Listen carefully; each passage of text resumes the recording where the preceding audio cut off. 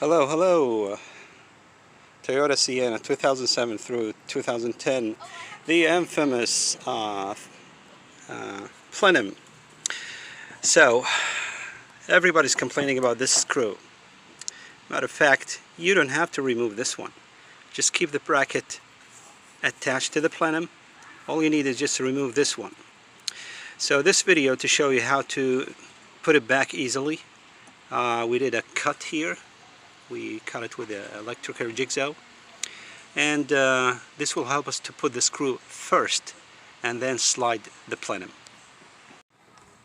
Okay, let's see where this screw goes. This 12mm. Okay, it goes right there. Okay, see, that's right behind the number one coil. Number one, the one that at the firewall on the passenger side. So let's see how easy I can do it. It's still difficult to do it even with the plenum removed. See, trying to do it with one hand. All right.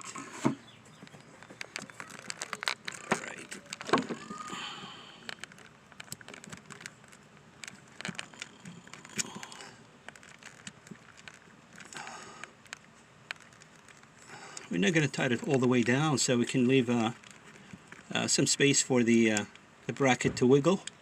But we're going to tie it anyway afterwards. It's the hardest part not to tie it. It's the hardest part is to fit it, to screw it in. Okay, so I'll just leave it like this, and then we're going to slide the plenum right now.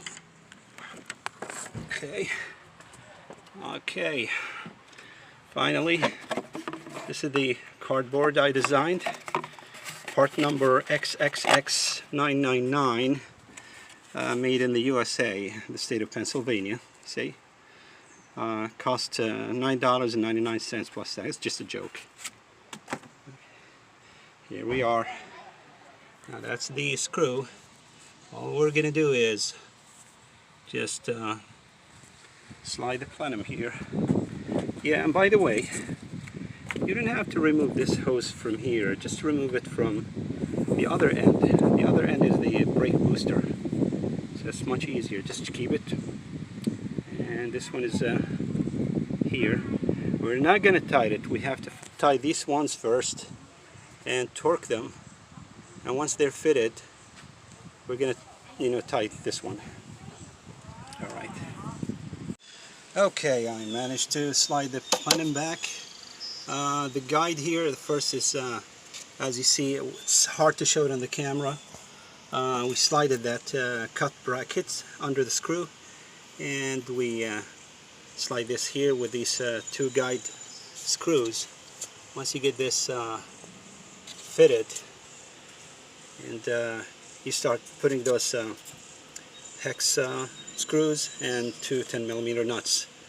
You start torquing these first, and then you take care of the back bracket. I want to try to show you how it looks like, but I'm touching this screw right now.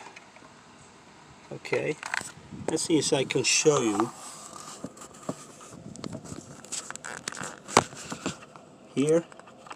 Here my finger, you can't see the, here. You see how easy I did it? I didn't have to, fight with it. All I need is just to bring that 12mm ratcheting ratchet and just tight it. Okay, this is what I have, a Husky 12mm ratcheting ratchet. Make sure that the this arrow is pointing this way. This is the way you tied it. Okay, so you can test it with your finger here. So you can insert your hand from here. I have a big hand, luckily I can do it. The phone is a very helpful tool here. This is the one here, yeah. I think I'm the only YouTube video that show you this screw while, yeah. Alright, and we're done here. See, easy. Okay, we've finished putting these back, hand tighten. We're going to torque them later. It's 15 foot-pound, and you have to do by hand. Okay, first let me show you what I have, what kind of tool I have. It's the hex 5mm. This is the one I'm using, Husky 8-piece hex. Why I bought this? The reason it's not because it's 1/4 inch. It's because it's not that wide. I can fit it there. So as you see, the back ones are in a very tight place. So I couldn't fit the bigger ones, the 1/2 inch or the 3/8. So this is a good tool for $10 with lifetime warranty.